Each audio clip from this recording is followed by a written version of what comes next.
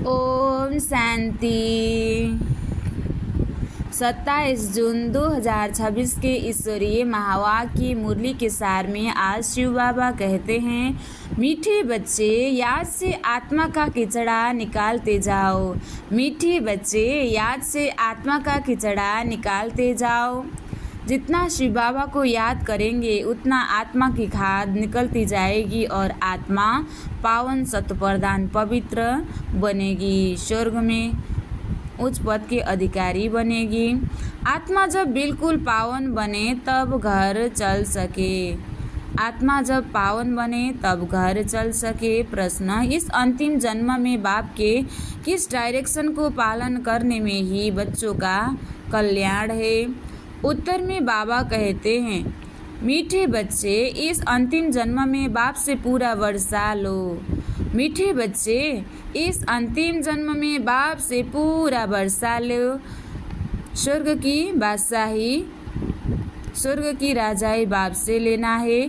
बुद्धि को बाहर में भटकाओ मत, उसके लिए पढ़ाई पर हमें पूरा ध्यान देना है। स्वर्ग की राजाई लेने के लिए बाबा कहते हैं, बुद्धि को बाहर भटकाना नहीं है। शिव बाबा जो हमें पढ़ाने आए हैं उसको ध्यान से पढ़ना है, धारण भी करना है। विष को छोड़ अमृत पियो, यह काम क्रोध लोभ मोह अहंकार। यह विष को छोड़ अमृत ज्ञान अमृत पीना है। इस अंतिम जन्म में ही तुम्हें 63 जन्मों की आदत मिटानी है। इस अंतिम जन्म में ही पुराने संस्कार, पुरानी आदतें मिटानी है, गंदी आदतें मिटानी है और अच्छी गुण धारण करनी है। इसलिए रात दिन मेहनत करना है कि मैं आत्मा हूँ, शरीर नहीं। अपने को आत्मा समझकर शिव बाबा को याद करना है। अच्छा, मीठे मीठे सिखलदे बच्चों प्रति माता पिता बाप दादा का याद प्यार और गुड मॉर्निंग। रूहानी बाप की रूहानी बच्चों को नमस्ते।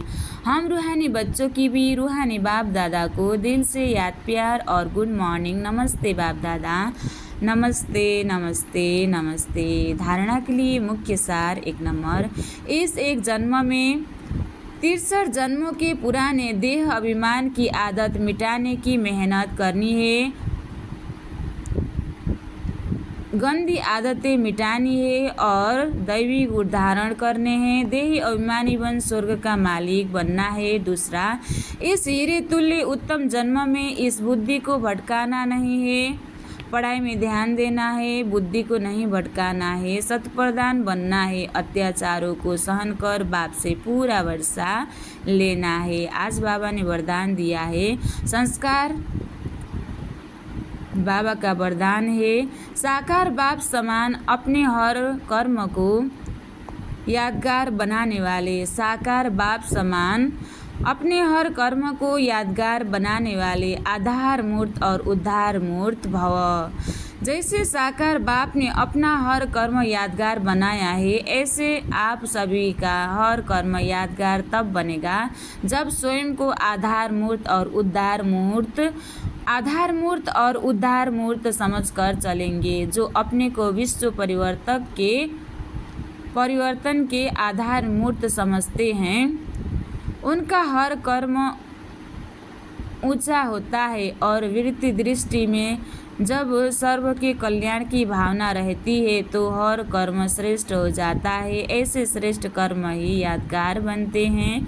स्लोगन, सत्यता की शक्ति को धारण करने के लिए सहनशील बनो। अव्यक्त इशारे, सदा हर्षित रहने के लिए अपने नेचर को सरल बनाओ, सहनशील बनो।